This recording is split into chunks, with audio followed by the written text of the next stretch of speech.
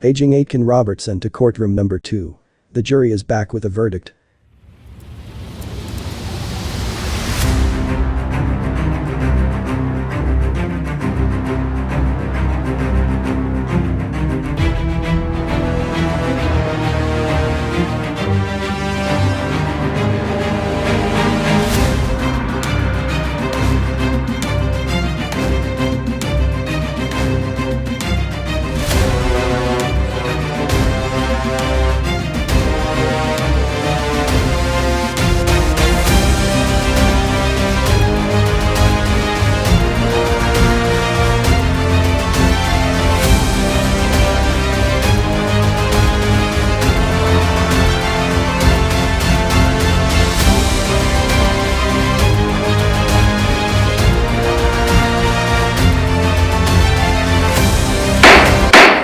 Members of the jury, how do you find the accused?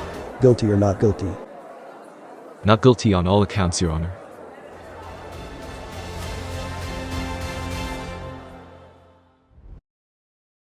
Welcome back, everyone, to Legally Speaking. In today's episode, we are joined by counsel Roshni Gopal to discuss a crucial issue: young people on bail and bail de novo. We'll explore the bail process for youth and what makes it different from adult cases, and how bail de novo can impact these proceedings. Can you explain to our viewers how the right to bail de novo works for young people under the YCJA and how it differs from the adult bail process? So a bail de novo in YCJA is under Section 33 of the code.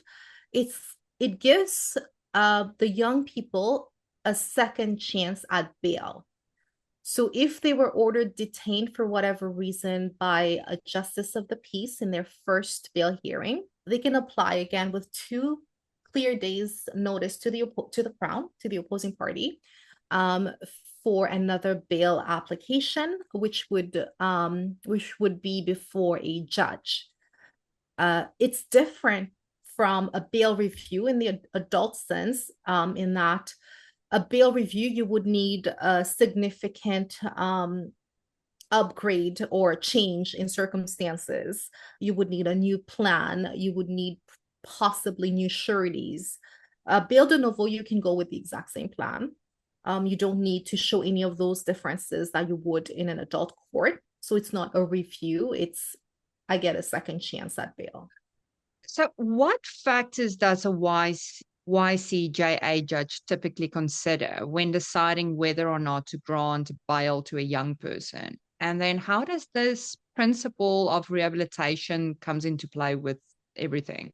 In contrast to the adult bail provisions, justice in a youth court is supposed to consider the philosophy under Section 3 of the Youth Criminal Justice Act, which would include promoting rehabilitation and reintegration, also addressing the underlying circumstances of a young person, and addressing a separate criminal justice system for young persons under Section 3. So unlike the adult version where the judge doesn't have to consider all of these sentencing principles, in a youth court for bail, it's the high onus for the Crown to prove that detention is necessary, and the defense will always be bringing to the attention of the justice the consideration that must be made by that justice before ordering detention for a young person. Thank you so much, Rajni, for giving us all the information on youth and youth bail matters and bail de novo. And thank you everyone else for joining us today on the Aitken Robertson Legally Speaking YouTube channel. So don't forget to like, subscribe, and hit that notification bell so you never miss another episode. Until next time, stay informed, stay engaged, and take care. Thank you for tuning in to Legally Speaking, proudly brought to you by Aitken Robertson Criminal Defence. We represent clients facing criminal charges all over Ontario, providing you with legal support and dedicated advocacy. If you enjoyed this episode and want to see more content, please like and subscribe to our channel. For more information, visit our website.